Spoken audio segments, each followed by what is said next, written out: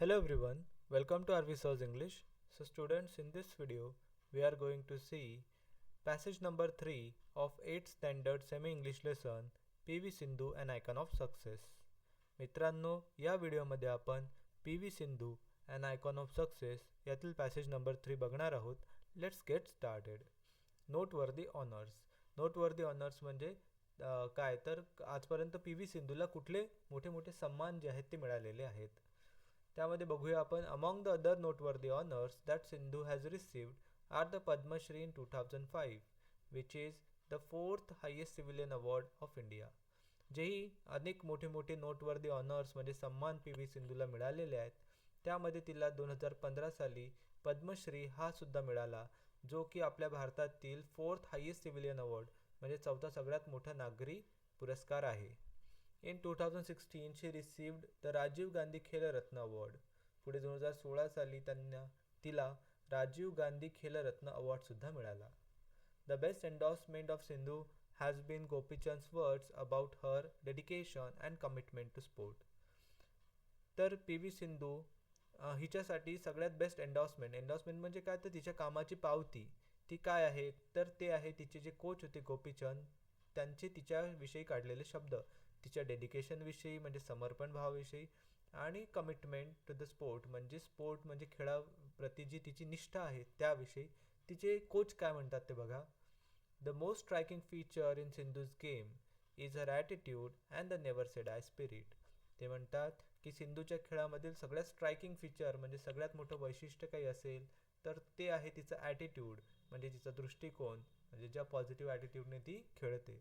दुसरं, the never say die spirit म्हणजे कधीही हार न मानण्याची जिद्द. तर अशा प्रकारे हे PV सिंधूच्या गेममधील तिचे फीचर्स आहेत according to her coach. PV Sindhu has been pushing the envelope like no young badminton player had done before in the history of women's badminton in India. अशा प्रकारे PV Sindhu he pushing the envelope याचा अर्थ काय होते की अशा गोष्टी साध्य करत आहे की जे आजपर्यंत कुठल्याही खेळाडूला जमलेलं नाही. कुठल्याच यंग बॅडमिंटन प्लेयर जे आहे आपल्या देशातले त्यांना जे जमलं नाही ते PV सिंधूने करून दाखवलं. आणि वुमन्स बॅडमिंटन महिला बॅडमिंटनच्या इतिहासात तर तिने इतिहासच घडवलेले आहे. At an interview Sindhu was asked how much mentoring और guidance her father and mother had been able to give her and how involved they were in her sports career in her own words. एका इंटरव्ह्यूमध्ये PV सिंधूला विचारण्यात आलं की तिचे आईवडील किती तिच्या खेळामध्ये इन्व्हॉल्ड आहेत, म्हणजे किती ते खेळामध्ये लक्ष घालतात PV सिंधूच्या, आणि दुसरं त्यांच्याकडून तिला किती मेंटोरिंग किंवा गायडन्स म्हणजे मार्गदर्शन मिळते. तर त्यावर ती काय उत्तर देते बघा. Guidance wise every time I go for national level tournaments they accompany me there. PV Sindhu म्हणते की मार्गदर्शनाच्या बाबतीत बोलायचं झालं तर जेव्हा जेव्हा मी राष्ट्रीय स्तरावर स्पर्धा खेळायला जाते तेव्हा माझे आईवडील मला अकंपनी करतात म्हणजे माझ्यासोबत येतात. When I practice and play they tell me what I am doing.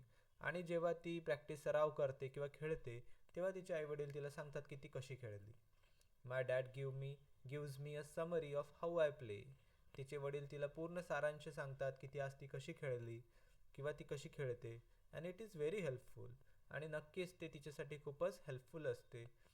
Because as outsiders those who look at it know more about the game. कारण जे लोक बाहेरून त्या खेळाला बघतात त्यांना तो गेम अधिक चांगला कळतो. As badminton players we obviously know a few things. ती म्हणते की एक बॅडमिंटन प्लेयर म्हणून नक्कीच आपल्याला काही गोष्टी कळत असतात, खेळामधल्या माहिती असतात. But someone from the outside can pin point stuff.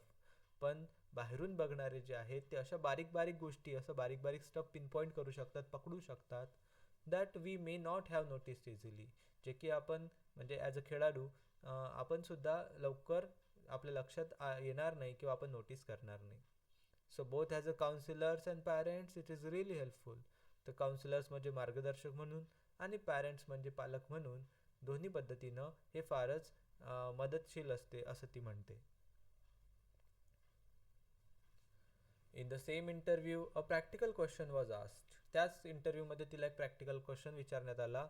It's not possible for a badminton player to win week in and week out, की कुठल्याही बॅडमिंटन प्लेअरसाठी week in and week out म्हणजे लगातार एकामागे एक जिंकणं हे अशक्य आहे किंवा शक्य नाही. कुठल्याच प्लेअरसाठी शक्य नाही की तो कंटिन्यू जिंकत राहील. As a top player, how did she manage just to go to a tournament and psychologically deal with an early loss.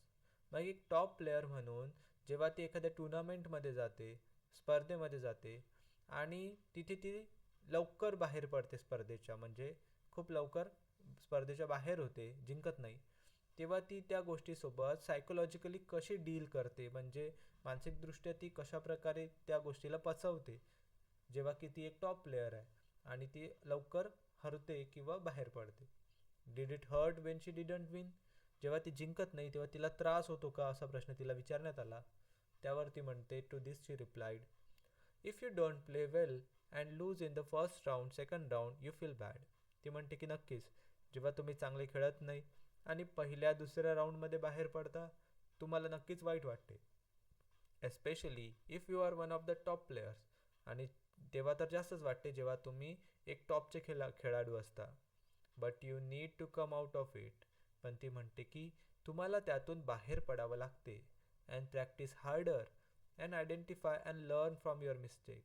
आणि तुम्हाला अधिक सराव करावा लागतो, आपल्या चुका शोधाव्या लागतात आणि आपल्या चुकांमधून शिकावं लागते. I think to come out of it takes time. ती म्हणते की मला असं वाटते की त्यातून बाहेर पडायला वेळ तर लागतोच, but ups and downs are always there. पण चढ उतार जीवनाचा भागच आहेत. And you need to cope with it. आणि तुम्हाला त्याच्याशी जुळवून घ्यावं लागते.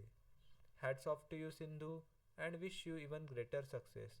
अशा प्रकारे आपण सिंधूला सलाम करूया आणि पुढे भविष्यामध्ये तिला अधिक यश मिळो यासाठी आपण प्रार्थना करूया आणि तिला शुभेच्छा देऊया.